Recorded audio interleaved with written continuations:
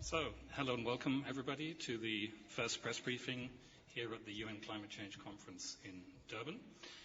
We gave a curtain raiser press briefing yesterday, which some of you attended, but this is the first official press briefing, and above all the first press briefing with the freshly elected COP President, Minister Maita Nkoana Mashabane.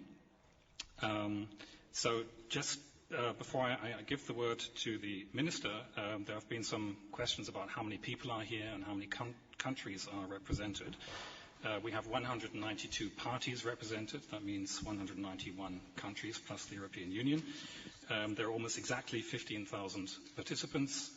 And it's interesting to note that of those participants, approximately 7,000 are from observer organizations, which shows to what extent civil society is represented at this meeting.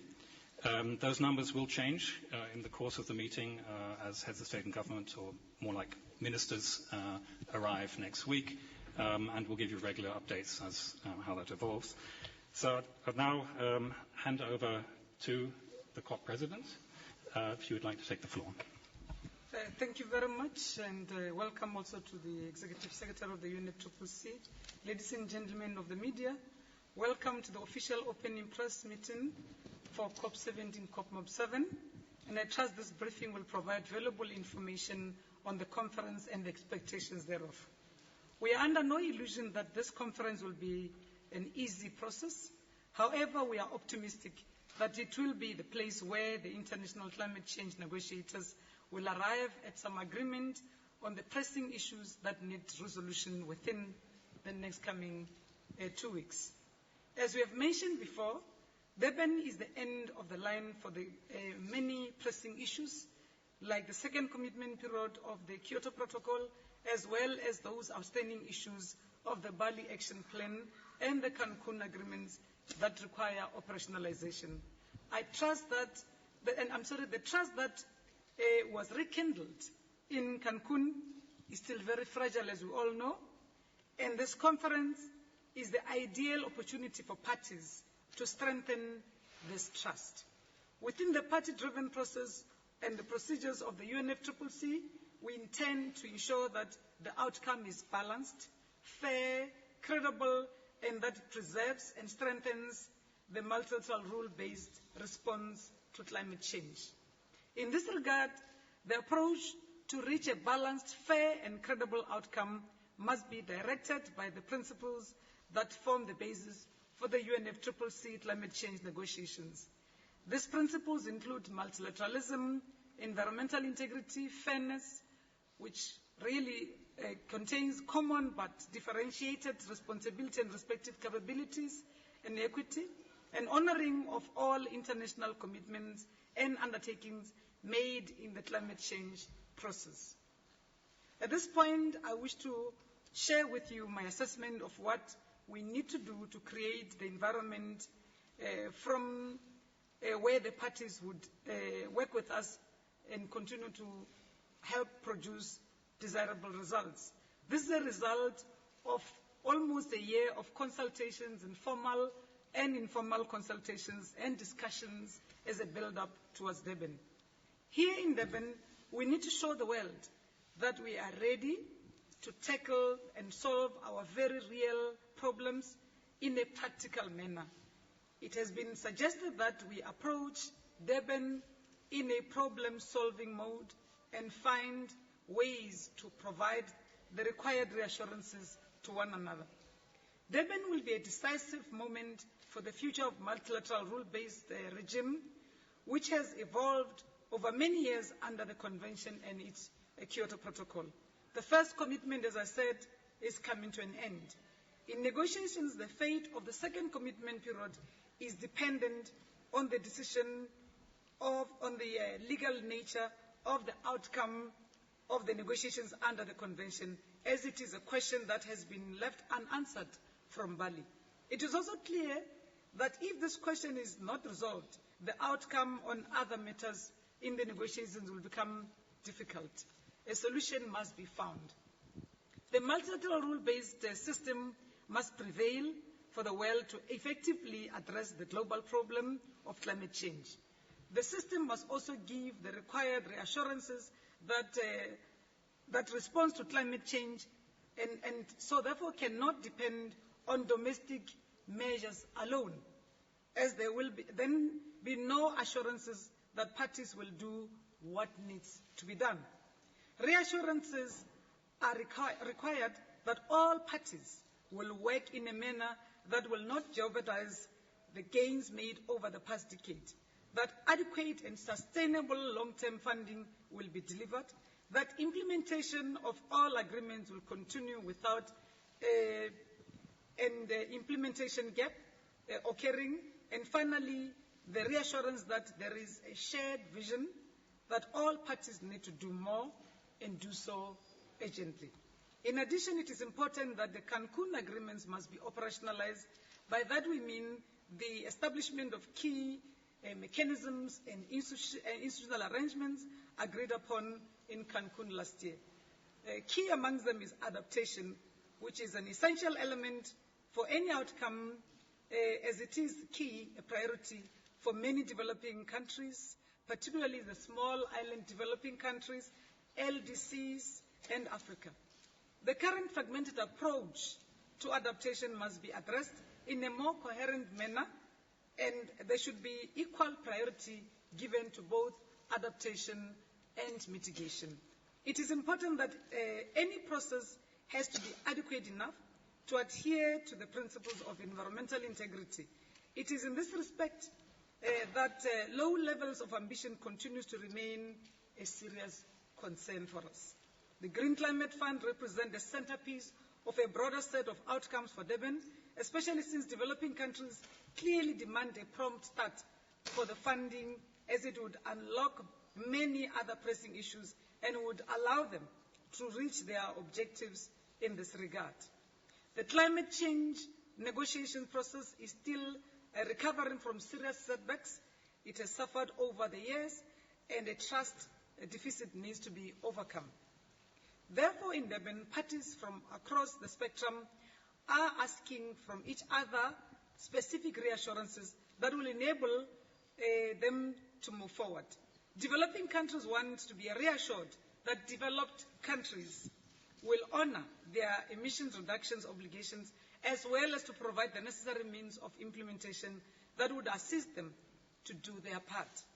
Developed countries, on the other hand, want to be reassured that all of them would take up their fair share of actions and not walk away from commitments, while they also wish to be assured that bigger developing countries, who are also major emitters, would indeed also take up the responsibility to reduce emissions for the greater good of all.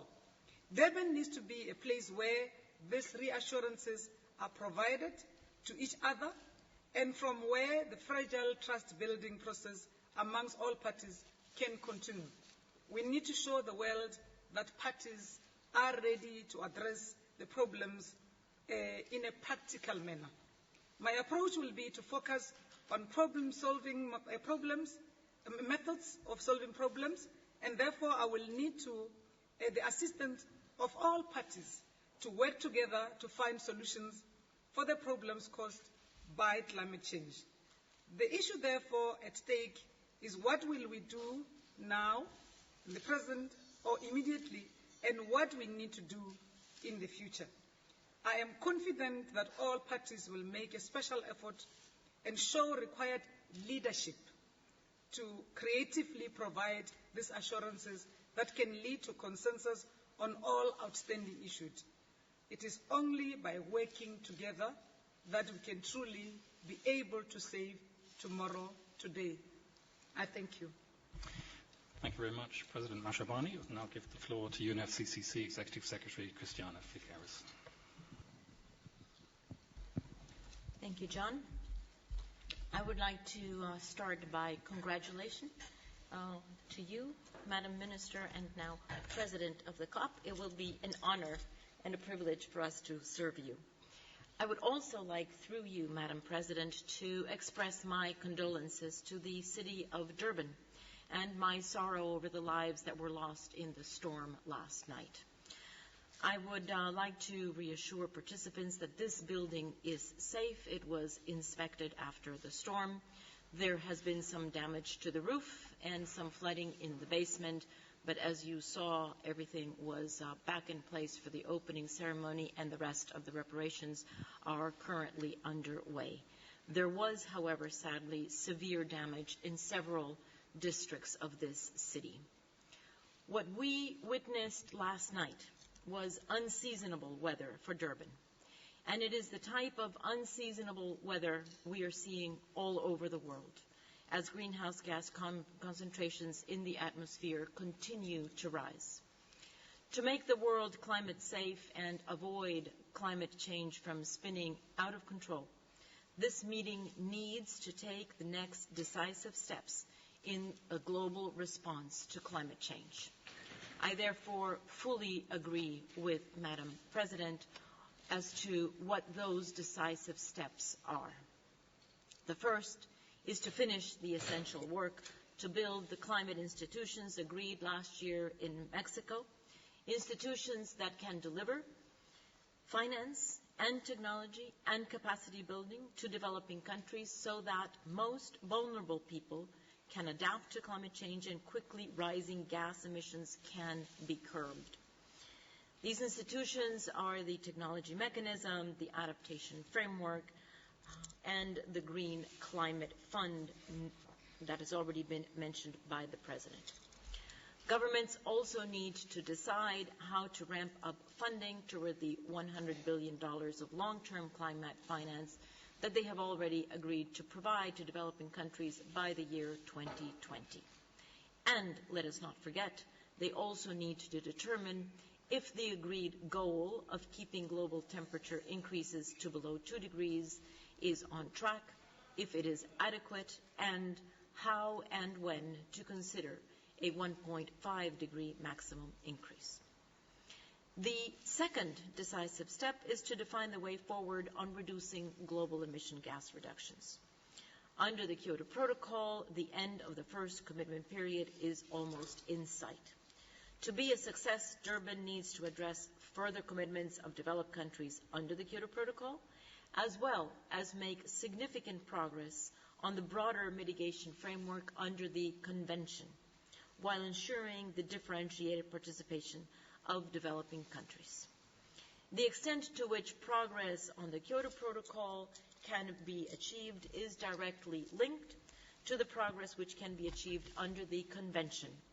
And this may only be acceptable if it is both fair, meaning grounded in the principle of common but differentiated responsibilities and respective capabilities, and responsible, meaning enabling governments to tackle the gap in the level of ambition needed to limit global average temperature increases to below 2 degrees Celsius. Finding a workable way forward in this complexity is clearly the defining issue of the Durban Conference. I am most grateful to the government of South Africa for hosting this important event. The outstanding work and organization to get the conference up and running, despite the weather, is hugely appreciated. Not only by me, but I am sure by all 192 parties who are parties to the Climate Convention. South Africa is in many ways an example for other countries. It managed to overcome its greatest challenge and to negotiate a better future for its people. More than anything else, these negotiations are exactly about a better future and about improving the quality of life of people. In that context, let me take the advantage to invite you all to the Momentum for Change initiative that will be launched by the Secretariat at 6:30 next Tuesday, December the 6th, where we will be showcasing public and private sector partnerships that are already working on the ground to improve the life of quality of people. Thank you, Christiana. I'll now take questions from the floor. If you can please identify yourself, tell us your name and the media organization you're working for. And please speak into a microphone so that the signal can be picked up by the webcast. There are staff with these green shirts at the back who have microphones. So take the first question from the lady in the second row.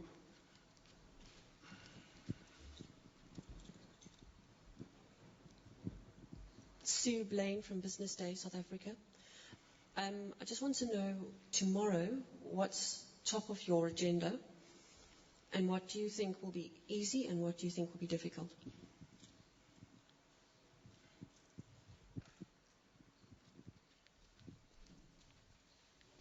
We'll just do one question after the other. It's easiest.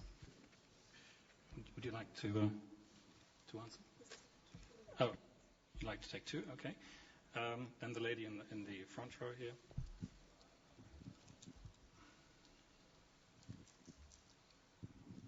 Hello, my name is Pamela Millar. I'm the Green Business Reporter for Examiner.com in Seattle. I just wanted to ask, it seems that the climate change negotiations generally deal a lot with carbon dioxide emissions and not so much with the shorter-lived greenhouse gases like methane, nitrous oxide, and ozone and other things.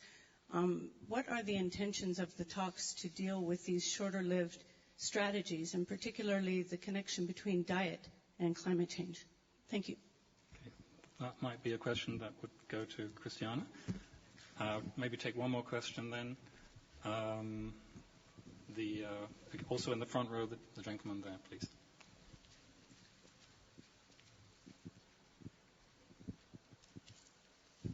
Hi, Kensika Moshengo from the Congo, but invited by UNFCCC as part of the program. I just want to know, here we're talking to the converted already, and we're trying to influence the states to make decisions, but what is being done to raise awareness of the people? Because I think if we can reach the people, then the people in each state can actually influence the decisions at the top. So what are we doing? Because I know we have a timeline with 5 years before we all die, according to what I've heard. So what are we doing now to raise awareness so that the people in the countries that are reluctant to engage can actually engage? Thank you. And one more question then. And the gentleman with the blue shirt right next to you. Thank you. Arthur Max from the Associated Press. All the talk seems to be about the Green Fund from $100 billion from 2020. The fast track was 10-10-10 from 2010 to 2012. So I'm wondering how you envision the scale up from 2013 up to 2020. And if I could ask just one more question. The MEF in Washington seemed to spend some time discussing what happens after 2020, and I believe you made some reference to it the other day. Like, we don't have enough problems up to 2020. I wonder, what's the nature of the discussions of what happens after 2020? Well, thank you very much. I think we'll respond to the first set of questions. I'll take two. Christiana will take two. Starting with the agenda, starting tomorrow, we've started in earnest with the agenda today, with the procedural agenda items of the adoption of rules of procedure, the agenda, and we've agreed to move on with the provisional adoption of the agenda. And moving on tomorrow onwards, negotiators are continuing with their work, consolidating a draft text, and in preparation for ministers who would be coming next week. And we've also made an appeal to our negotiators that they try and work as hard as they possibly can so that they do not delegate a whole lot of issues upwards, and then we try and save time and deal with the real hard issues now and only leave out the political ones that really need political decisions by political makers, decision makers early next week. We have also emphasized to our all the delegates of the 192 parties that time is not on our side. As rightfully said, there are multitudes of people out there who are really, really yearning that we move with speed. On diet and climate change, Christiana would handle that. What are we doing from our brother from Congo on awareness? I think the biggest challenge that particularly countries in the developing world, including Africa, have taken up is linking, which is a reality, sustainable development issues with the negative impacts that negates that to attainment of the goal of sustainable development, included in that challenges of developing countries of total eradication of poverty. Whatever efforts governments and experts make get rolled back by the negative impact of climate change. So linking these two realities helps in building awareness amongst our people. Linked to that is how developing countries consider adaptation as one of the key deliverables for Durban, because it addresses and needs to start addressing in a non-fragmented manner, in a cohesive manner, how we link this to food security, to energy security, to a security of sustainable access to potable and drinkable water, but also issues around early warning systems and mechanisms, which maybe would have helped us avert the situation we're faced with, for example, in Somalia at the moment, and also in Thailand.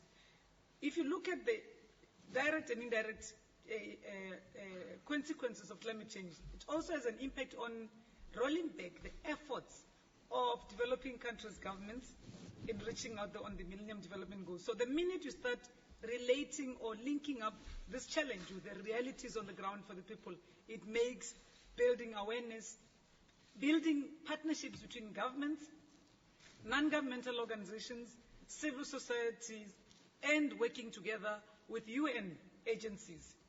And that's the effort that many of the developing countries have undertaken. My last point on this would be that we are working together with particularly non-governmental organizations and civil society organizations led by women organizations. Because we've just got a confirmation that, for example, in Africa, 80% of food production depend on women. So these are some of the highlights that we have identified and will continue to do so, working in partnership between governments, civil society, and NGOs. I leave the difficult technical questions to Christiana. Thank you, President. Actually, if I could just compliment the most wonderful example of what you've just said of the partnerships here in South Africa.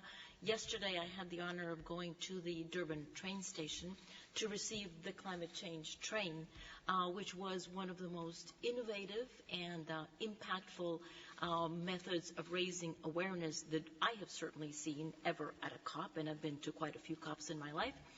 This is a train that went throughout Africa for 33 days, covering 7 provinces, bringing with it awareness-raising activities, educational activities as to what clean technologies could use, bringing communities on board the train to have discussions exactly about what you're talking about the effects that they're already seeing, effects on their food production, effects on their life. So if there is a shining example of very creative awareness-raising campaigns, I would certainly look at the South African climate change train. To the 2 questions that the minister has kindly delegated to me, yes, I am sorry. The lingo that we use is quite confusing. I do confess that when we in the Climate Convention talk about greenhouse gases, we tend to talk about CO2. And the only reason why we do that is because it is the most prevalent, but certainly not the most damaging gas. The fact is that the convention covers 6 greenhouse gases, and what we do, because each one of them has a different global warming potential, what we do to make our life easy is we translate every one of the other 6 gases into the same global warming potential of the CO2, and then use that as a blanket, if you will, concept. But we certainly, in all of our methodologies, if you look on the website, all of the methodologies for bringing down greenhouse gases, they cover all six of the gases that are covered by the convention. So I apologize for actually misleading, but I reassure you that we do cover methane, we do cover HFCs, we do cover nitrous oxides, cover all six gases. On the financial scale-up, it is going to be one of the issues that will be one of the main topics of discussion here under the leadership of President Nkwana Mashabane for the session in Durban. As you have correctly said, there was a promise of fast start finance for 30 billion. Up until next year. I would bring your attention to a new website that the Secretariat has just published on the 18th of November that gives very transparent, very user-friendly access to the Fast Start financing. It's on our website. If you just go to the website and you put in Fast Start Finance as a search, it brings you straight to the portal. And it has all of the information that we have received from parties from industrialized countries as to what they have already put into the Fast Start finance and, in fact, where they have allocated. So you'll even find an interactive map of the projects that have been financed, et cetera. I encourage you to take a look at that. From that point on, because that Fast Start finance is only up until the end of 2012, that is the discussion that needs to take place here in Durban. That is a discussion about what process a party is going to put in place in order to identify the sources that they will tap on in order to ramp up from the Fast Start finance where they are all the way up to the 100 billion by 2020.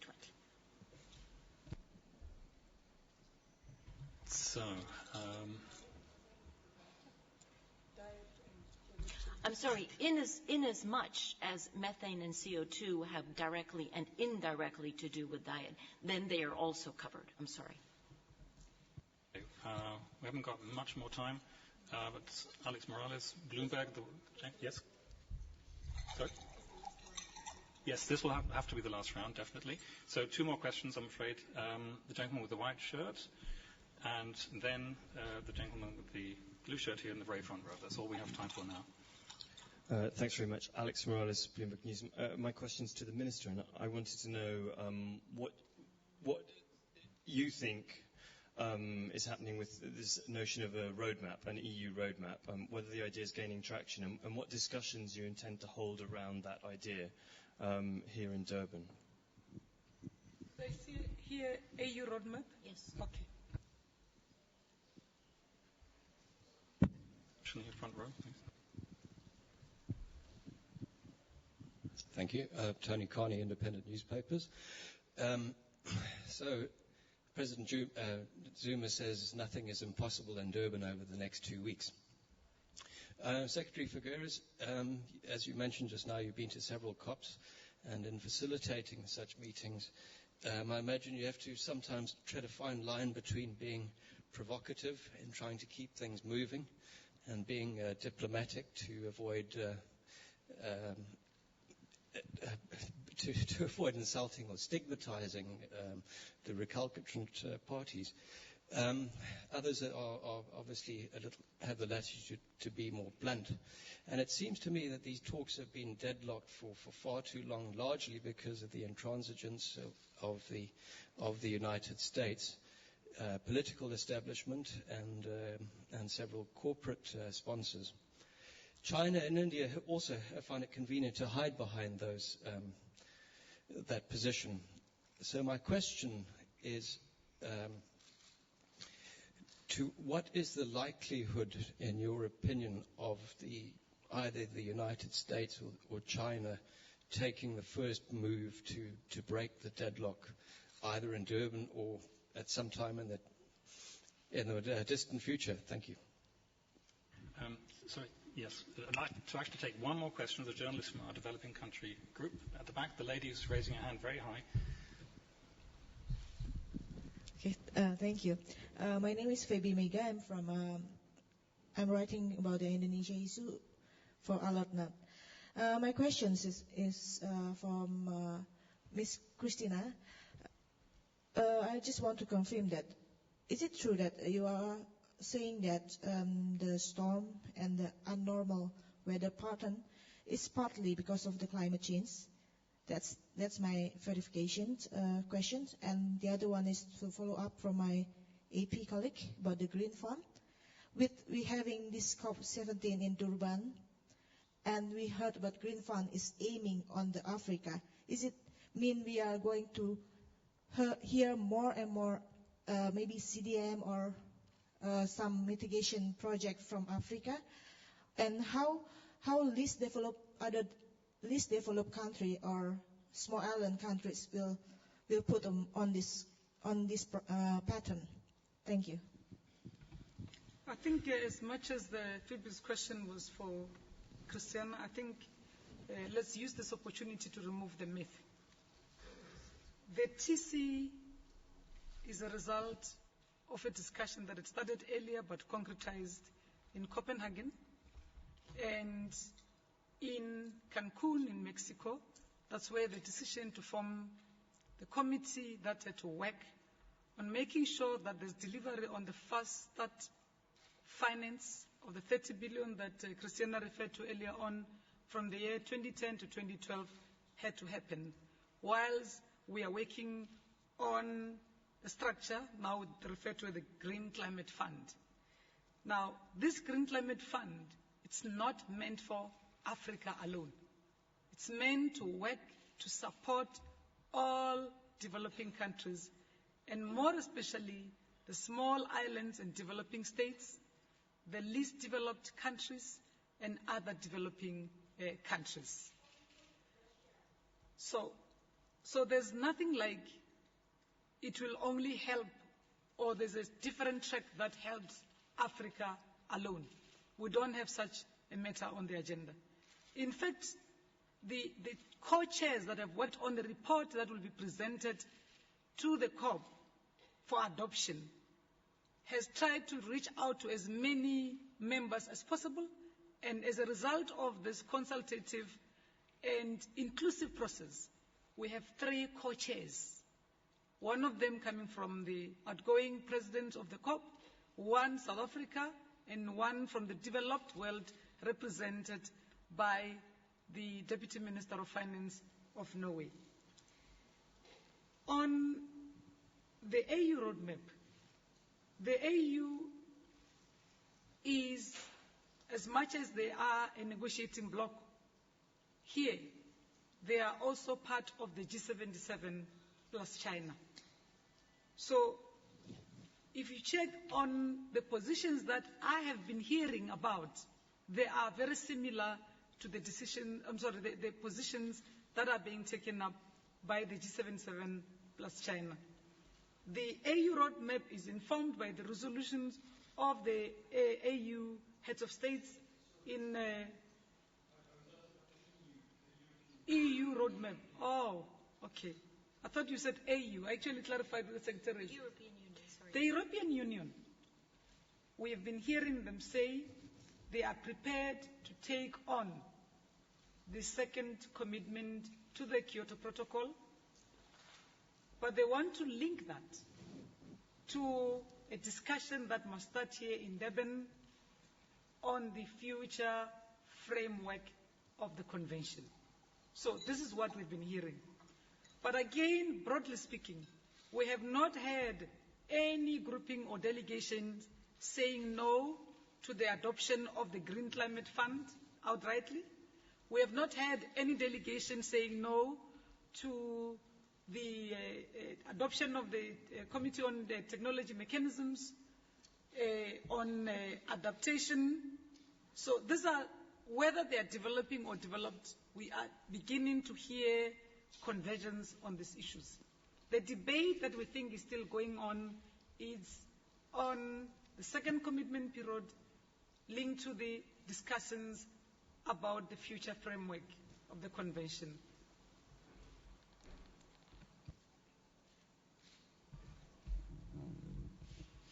I thank you for your question about the storm of last night, because I would like to make it very clear that no, that I'm not saying that that storm is the direct effect of climate change. What I said is that this kind of unseasonable events are the types of unseasonable, abnormal events that we will be seeing more and more due to climate change.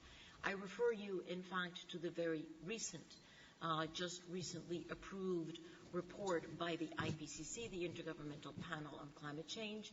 They just put out their report on extreme events, and it is exactly about this type of issue, about what extreme events are being seen around the world that do have a link to climate change. And one of their conclusions is that we will be seeing hotter days more frequently, in addition to, of course, the general disturbance of the hydrological cycle. So I certainly refer you to that report.